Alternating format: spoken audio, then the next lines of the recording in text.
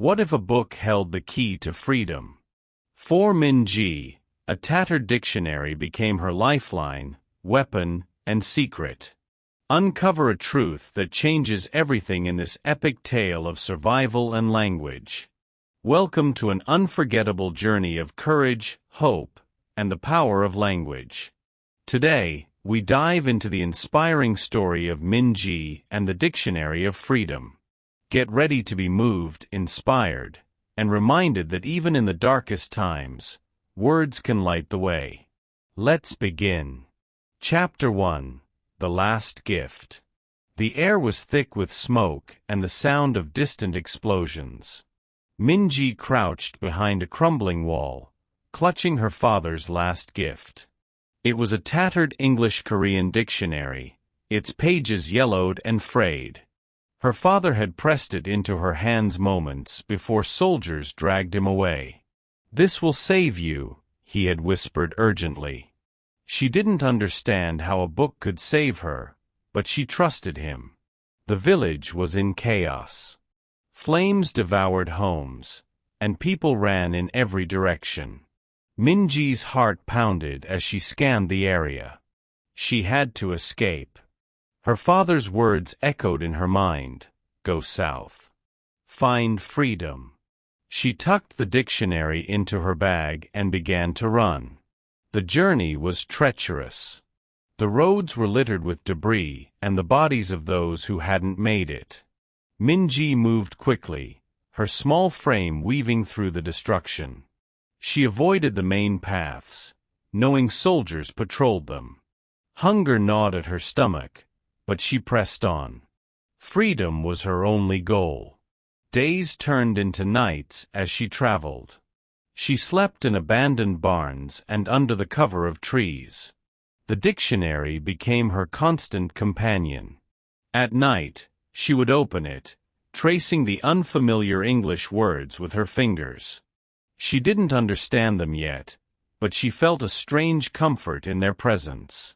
One evening, as she rested in a deserted farmhouse, she heard voices outside. Her breath caught in her throat. Soldiers. She froze, clutching the dictionary to her chest. The door creaked open, and a beam of light swept the room. Minji held her breath, praying they wouldn't see her. But they did. Rough hands grabbed her, pulling her to her feet. She struggled, but it was no use. The soldiers laughed as they searched her bag. When they found the dictionary, one of them sneered. "What's this?" "A book." He tossed it aside, and Minji's heart sank. Her father's last gift, discarded like trash. They took her to a detention camp, a place of despair and suffering. The camp was surrounded by barbed wire, its gates guarded by armed soldiers. Inside, people worked tirelessly under the watchful eyes of their captors. Minji was forced to join them, her small hands blistered from the labor. Days blurred together in a haze of exhaustion and pain. But Minji never forgot the dictionary. She often thought about it, wondering if it still lay in the farmhouse. One night, as she lay on the cold floor of the barracks, she made a decision. She would get it back. The opportunity came sooner than she expected. One evening, as the guards changed shifts, Minji slipped away. She moved silently through the camp, her heart racing. The storage shed was where confiscated items were kept. She had seen the guards take things there. The shed was dark and filled with piles of belongings. Minji searched frantically, her hands trembling. Finally, she saw it. The dictionary lay atop a stack of books, its cover slightly torn. She grabbed it, holding it close. For the first time in weeks, she felt a glimmer of hope. But as she turned to leave, she heard footsteps. A guard stood in the doorway, his eyes narrowing. Minji's mind raced. She had to think fast. She slipped the dictionary into her shirt and stepped forward, her head bowed. The guard grabbed her arm, demanding to know what she was doing. "I was looking for my shoes," she lied, her voice trembling. The guard studied her for a moment, then shoved her toward the door. "Get back to work," he growled. Minji nodded, her heart pounding. She had done it. She had the dictionary back. That night, as she lay in the barracks, she opened the book. The pages were still intact, the words still waiting to be learned. She traced them with her fingers, whispering them softly. Each word felt like a step closer to freedom. Her father's voice echoed in her mind. "This will save you." She didn't know how yet, but she believed him. The dictionary was more than a book. It was a lifeline, a promise of a better future. And Minji was determined to fulfill that promise, no matter the cost. Chapter 2: The Hidden Strength. The detention camp was a place of endless suffering. Minji worked from dawn until dusk, her hands raw and bleeding. The guards were merciless, their shouts echoing across the barren fields. But amidst the despair, Minji clung to a secret. Hidden under her thin mattress was the dictionary. It was her lifeline, her source of strength. Every night, after the barracks fell silent, she would pull it out. The dim light of the moon filtered through the cracks in the walls. She traced the English words with her fingers, whispering them softly. "Hello. My name is Minji." The phrases felt foreign, but they gave her hope. The other prisoners noticed her strange behavior. "Why do you waste time with that book?" one woman asked. Minji smiled faintly. "It's my way out," she replied. The woman shook her head, but Minji didn't care. She had a plan. One day, a new group of prisoners arrived. Among them was an elderly man who spoke broken English. Minji's heart leapt. She approached him cautiously, the dictionary hidden under her shirt. "Can you teach me?" she asked. The man's eyes widened, but he nodded. Their lessons were brief and whispered. The man taught her simple phrases and pronunciation. Minji practiced tirelessly, repeating the words in her mind. Each new phrase felt like a small victory. But the risk was immense. If the guards discovered them, the consequences would be severe. One evening, as Minji practiced, a guard stormed into the barracks. The prisoners froze, their eyes wide with fear. The guard's gaze swept the room, landing on Minji. "What are you hiding?" he demanded. Her heart raced as she slipped the dictionary under her blanket. "Nothing," she stammered. The guard stepped closer, his eyes narrowing. Minji's mind raced. She had to distract him. "I was just praying," she said quickly. The guard hesitated, then scoffed. "Keep it down," he growled before leaving. Minji exhaled, her hands trembling. The close call only strengthened her resolve. She couldn't give up. The dictionary was her key to freedom, and she would protect it at all costs. Days turned into weeks, and Minji's English improved. She began to understand simple conversations and even dreamt in the new language. The elderly man praised her progress, but he warned her to be careful. "Knowledge is power," he said. "But power can be dangerous." One night, the man fell ill. His cough echoed through the barracks, and his strength faded. Minji stayed by his side, offering him water and comfort. "You must continue," he whispered. "Promise me." She nodded, tears in her eyes. The next morning, he was gone. Minji mourned silently, her grief fueling her determination. She would honor his memory by mastering the language. She practiced even harder, her whispers growing more confident. The other prisoners began to notice her progress. Some mocked her, but others admired her courage. One day, an opportunity arose. A group of foreign aid workers visited the camp. They spoke English, and Minji's heart raced. This was her chance. She approached them cautiously, her dictionary hidden under her shirt. "Hello," she said, her voice trembling. "Can you help me?" The aid workers turned, surprised. One of them, a woman with kind eyes, smiled. "What's your name?" she asked. "Minji," she replied. The woman nodded, impressed. "Your English is good," she said. Minji's heart swelled with pride. The aid workers promised to return, and Minji felt a glimmer of hope. But the guards were watching. That evening, as she returned to the barracks, a guard stopped her. "What were you doing with them?" he demanded. Minji's mind raced. "I was asking for medicine," she lied. The guard studied her, then shoved her forward. "Stay out of trouble," he warned. Minji nodded, her heart pounding. She had narrowly avoided disaster, but she knew the risks were growing. The guards were becoming suspicious, and her time was running out. That night, she lay in the barracks, clutching the dictionary. The words on its pages seemed to glow in the moonlight. "Freedom," she whispered. "Hope. Strength." Each word felt like a promise, a reminder of what she was fighting for. Minji knew the road ahead would be dangerous. But she also knew she had the strength to face it. The dictionary was more than a book. It was her weapon, her shield, and her guide. And with it, she would find her way to freedom.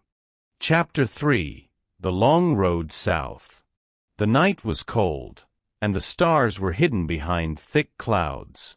Minji crouched in the shadows, her heart pounding. The camp's fence loomed ahead, its barbed wire glinting in the moonlight. She clutched the dictionary tightly, her fingers trembling. Tonight, she would escape. She had spent weeks planning this moment. The guards' routines were predictable, and she had found a weak spot in the fence. But one wrong move could mean death. Taking a deep breath, she crawled forward, her body pressed low to the ground.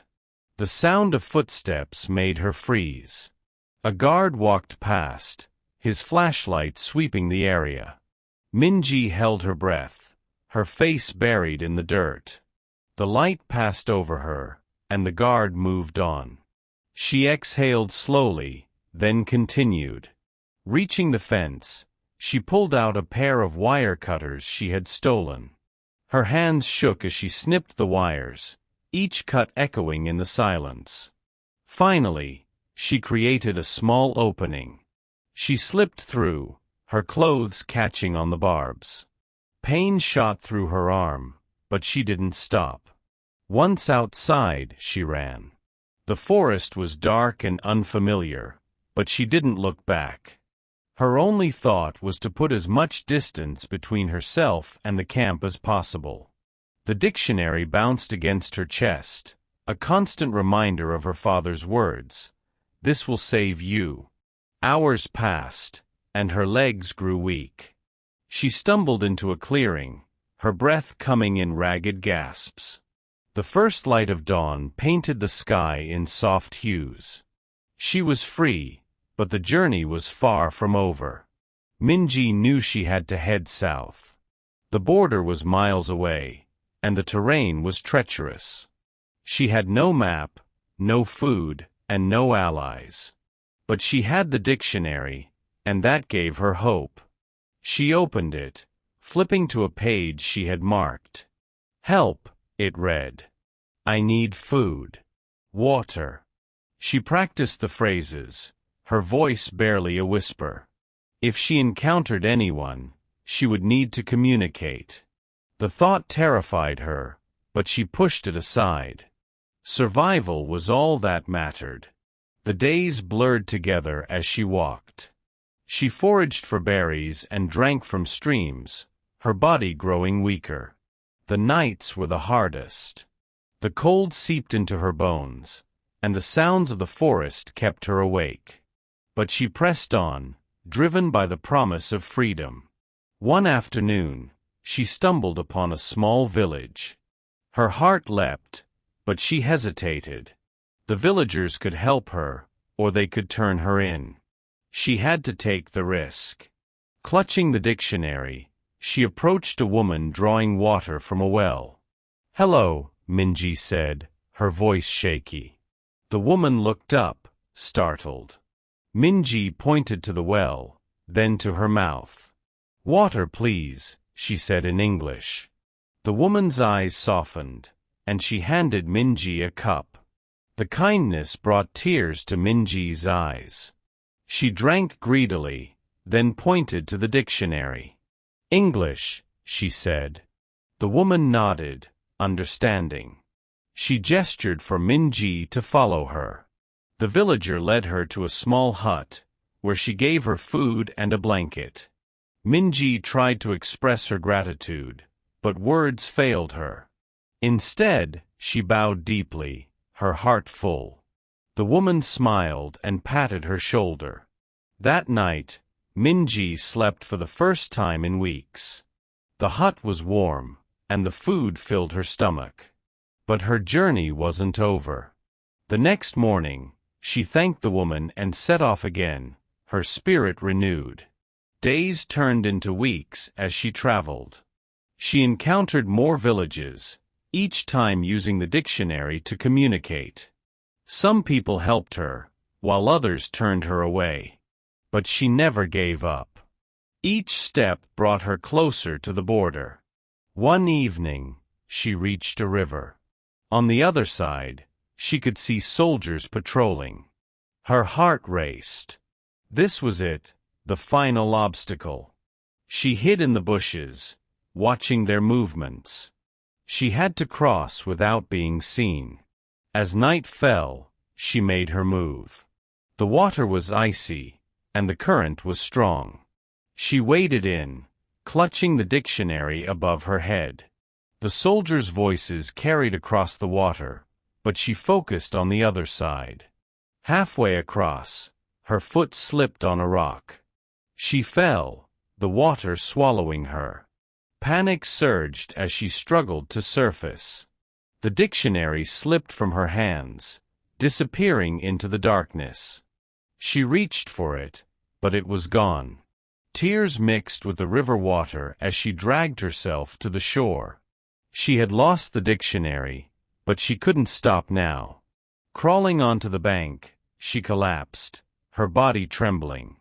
The soldiers were close, but she was too exhausted to move. Suddenly, a hand grabbed her arm. She looked up, expecting a soldier. Instead, she saw a kind-faced man. "You're safe now," he said in Korean. "You're in the south." Minji's breath caught. She had made it. The journey had cost her everything, but she was free. As the man helped her to her feet, she felt a surge of hope. The dictionary was gone, but its lessons remained. And with them, she would build a new life. Chapter 4: A New Beginning. The streets of Seoul buzzed with life, a stark contrast to the war-torn north. Minji stood amidst the crowd, her clothes ragged and her body weary. But her spirit was unbroken. She had made it to the south, but her journey was far from over. Freedom came with its own challenges. The kind-faced man who had found her at the river took her to a refugee center. It was a modest building, filled with others like her, people searching for a new start. Minji was given a cot, a blanket, and a meal. It was the first time in months she felt safe. But safety wasn't enough. Minji wanted more. She wanted to thrive. The loss of the dictionary haunted her, but its lessons lingered. She could still recall the English phrases she had practiced. They were her only tools in this unfamiliar world. The next morning, she approached a volunteer at the center. "I need work," she said in broken English. The volunteer, a young woman, smiled kindly. "We can help," she replied. She handed Minji a list of jobs, most of them manual labor. Minji took a job at a textile factory. The work was grueling, her hands calloused from hours of sewing. But she didn't complain. Every paycheck brought her closer to her dreams. At night, she attended English classes offered by the center. The teacher, a retired professor, noticed her determination. "You have potential," he told her one evening. "Keep learning." His words fueled her. She studied tirelessly, her progress steady.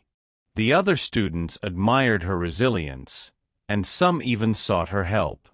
For the first time, Minji felt a sense of belonging.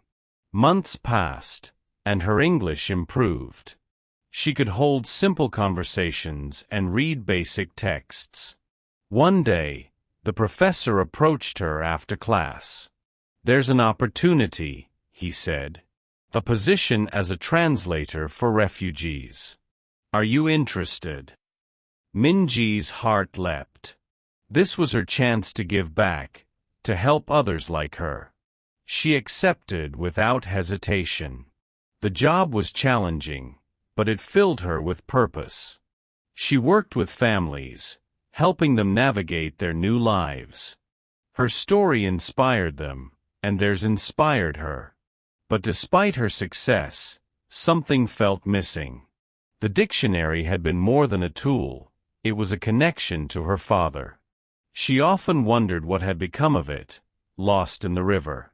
The thought brought a pang of sadness, but she pushed it aside. She had to keep moving forward. One evening, as she walked home from work, she passed a small bookstore. Its window displayed old books, their covers worn and faded. Something caught her eye, a familiar shade of blue. She stepped closer, her breath catching. There, in the corner of the display, was a dictionary. It wasn't hers, but it looked almost identical. Her hands trembled as she entered the store. The shopkeeper, an elderly man, greeted her warmly. "Can I help you?" he asked. Minji pointed to the dictionary. "How much?" she asked. The man handed it to her, his eyes kind. "For you no charge," he said. Minji's eyes filled with tears. She clutched the book to her chest, feeling a wave of emotion. It wasn't the same dictionary, but it felt like a sign. That night, she sat by her small window, the dictionary open on her lap. She traced the words with her fingers, just as she had done in the camp. The memories flooded back, her father's voice, the lessons with the elderly man, the journey south. She realized the dictionary had never truly left her. Its lessons were etched into her heart. Minji's life in the South was far from easy, but it was hers. She had built it from nothing, fueled by hope and determination. The dictionary was a reminder of how far she had come and how much further she could go. As she closed the book, she made a silent promise. She would honor her father's gift by helping others find their way. The road ahead was uncertain, but she was ready.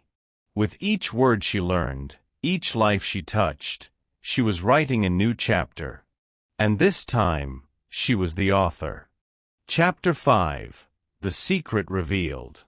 Years had passed since Minji arrived in Seoul. Her life was full now. She had a small apartment, a steady job, and a purpose. As a translator, she helped refugees adapt to their new lives. Her story inspired many, but a part of her still felt incomplete. The dictionary's loss lingered in her heart. One rainy afternoon, Minji decided to organize her belongings. Her apartment was cluttered with books, papers, and mementos. As she sorted through a box of old items, something caught her eye. It was a faded, water-stained notebook she had forgotten about. Inside, she found a stack of loose papers. Among them was a letter, written in her father's handwriting. Her breath hitched. She hadn't seen his writing in decades. The paper was brittle, the ink smudged, but the words were clear. It was written in English, a language she now knew well. "My dearest Minji," it began. Her hands trembled as she read. "If you are reading this, you have found the dictionary. It is more than a book. It is a map to freedom. Hidden within its pages are names, locations, and codes. Use them wisely."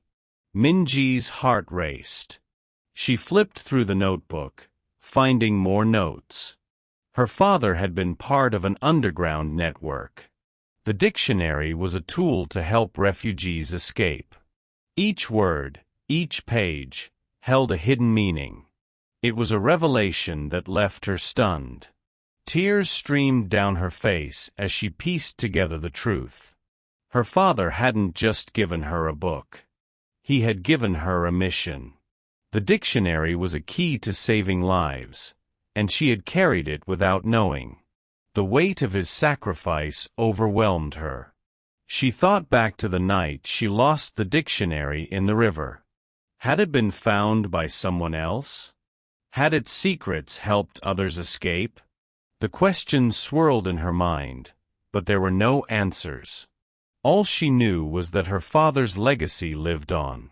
Determined to honor his memory, Minji began to research. She visited libraries, spoke to historians, and connected with other refugees. Slowly, she uncovered fragments of the network's history. It had saved countless lives, including hers. The dictionary had been one of many tools used to fight oppression. One evening, she shared her discovery with a group of refugees she worked with. They listened in awe as she recounted her father's story. "He gave me more than a book," she said. "He gave me hope. And now, I want to pass that hope to you." Her words resonated deeply. The refugees saw their own struggles reflected in her story. They felt inspired to persevere, to believe in a better future. Minji realized her father's gift wasn't just for her. It was for everyone who sought freedom. As the years went by, Minji continued her work with renewed passion. She founded a small organization to help refugees learn English and integrate into society. The dictionary's lessons became the foundation of her programs. Each word taught was a step toward empowerment. One day, a young girl approached her after a class. "Thank you," she said shyly. "You've given me hope." Minji smiled, her heart swelling with pride. She saw herself in the girl, a young refugee with dreams too big for her circumstances. That night, Minji sat by her window, the letter in her hands. The rain tapped gently against the glass, a soothing rhythm. She felt a sense of peace she hadn't known in years. Her father's secret had been revealed, and it had changed everything. She realized the dictionary had never truly been lost. Its lessons had stayed with her, guiding her through every challenge. And now, she was passing those lessons on, creating a ripple effect of hope and resilience. Minji closed her eyes, imagining her father's face. "Thank you," she whispered. "Your gift saved me, and now it will save others." The rain continued to fall, washing away the past and nourishing the future. Minji's journey was far from over, but she was ready. With each word she taught, each life she touched, she honored her father's legacy. The dictionary's secrets had been revealed, but its power was timeless. And in that power, Minji found her true purpose. Remember to give this video a thumbs up, subscribe to the channel, and tap the notification bell so you never miss a new episode. How does your cat express its independent nature? Drop your thoughts in the comments, and let's chat about understanding our feline companions better. Before you go, get ready for something every dog owner needs to hear. Most people think food and play are enough to keep their dogs happy, but there's a hidden key that makes all the difference. In our next video, we'll reveal the secret to unlocking your dog's true happiness, loyalty, and love, something most owners completely overlook. Don't miss out.